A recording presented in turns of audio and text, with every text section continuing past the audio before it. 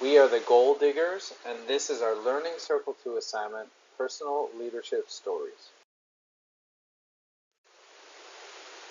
Our 4 group members had 4 very different leadership stories. When we shared our stories within the group, we realized that we could relate them all back to adaptive leadership principles as potential solutions or alternative responses to the solutions that we face. Adaptive leadership looks at what activities need to take place within a changing environment. It also relies on a supportive approach from the leadership standpoint in order for the followers to successfully carry out their work. My leadership story involves taking over a brand new role at a company. It was a marketing role and I had no prior marketing experience. When I took over the role, there was no clear strategy for the new position, and my leader was highly involved in other projects, had very little time to dedicate to my development. Oftentimes, I found my manager completing tasks that I should have been doing because they didn't have time to explain or teach me how to do it. The situational challenges I outlined were both technical and adaptive. The issues were clearly defined given the fact that there was a lack of management strategy as well as technical skills on my side. As a result, there was no clear path forward to success. One of the leader behaviors within the adaptive leadership model that could have been used in my scenario was give the work back to the people.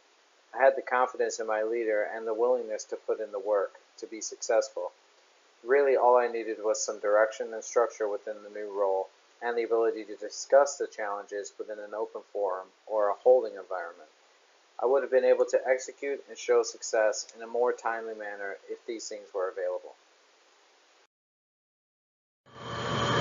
Hi, I'm LaTanya Cooper. My current company went through a reorganization over a year ago. In order to cut some overhead, some departments were combined under one director. My director was laid off, so I began reporting to a director that was not familiar with my business area and did not appear interested in learning the area. Going from overseeing one department to 3 was a big change for her as well. She was overwhelmed, and as a result, I became responsible for some critical director level activities. Taking on more responsibility was not an issue for me. However, not having her guidance and support made it more difficult than necessary. Luckily, I had a great team, and they stepped up when needed, which allowed me to successfully fulfill my duties.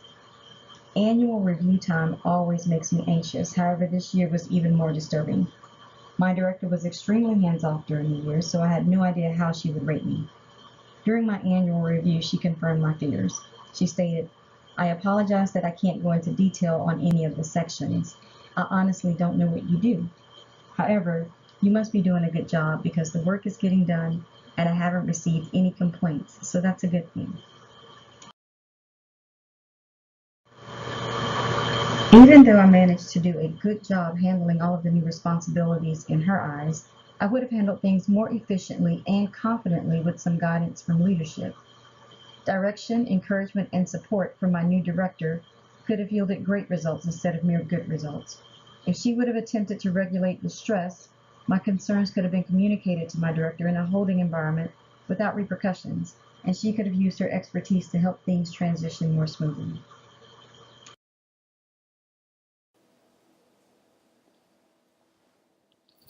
My troublesome leadership event took place a few months after I began my first job out of college. The head professional of the country club I was working for asked me to play in a golf tournament as his teammate. Once we completed our first of 2 rounds, he was less than pleased with our performance and rank in the standings. Upon seeing the results, he yelled profanities and threw his cell phone into the dash of his car while I was in the passenger seat. Later that evening, I overheard him complaining to his wife about me, even though both of us performed poorly that day. The following day, we practically played the final round in silence.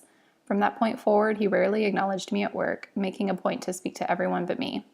Not only did he behave this way towards me, but he was known amongst the staff as being very self-centered and only took part in something if it was to his benefit. This experience opened my eyes to the type of manager I wanted to be one day and made me realize the effect that a leader can have on their subordinates. This situation posed an adaptive challenge, as a solution would have required that my boss change his attitude and behavior. When people's beliefs, attitudes, and values are affected by a problem, leaders need to take an adaptive approach.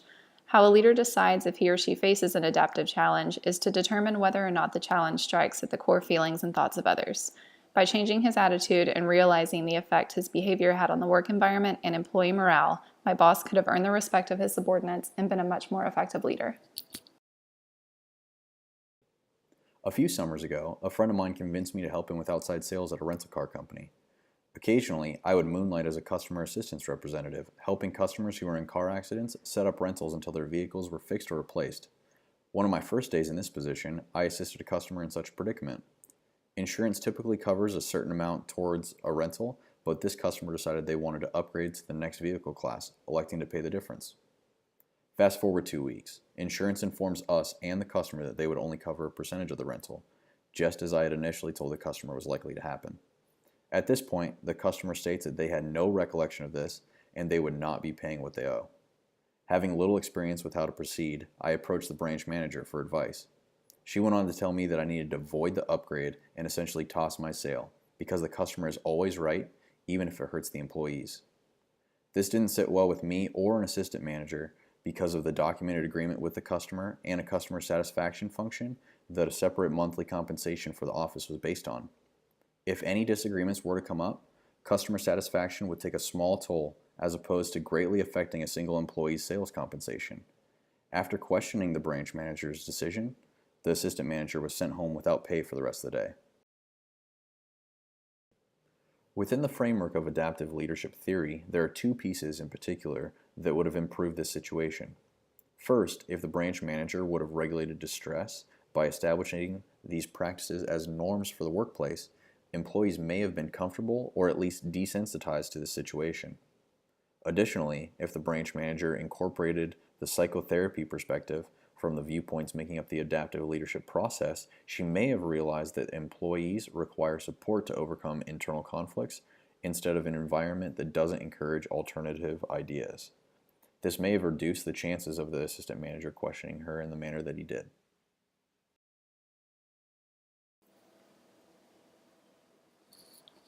The utilization of adaptive leadership techniques could have changed all of our experiences for the better. A safe holding environment, which allowed free dialogue without consequences, could have minimized confusion and conflict in such situations, while giving direction and offering support would have helped greatly in others. Adaptive leadership clearly describes leadership as the actions the leaders undertake to afford followers the best opportunity to do adaptive work and thrive. If our leaders would have been familiar with some of these techniques and willing to engage in the described behaviors, they could have contributed greatly to our success. Are there other theories that could be implemented to solve the leadership problems more efficiently?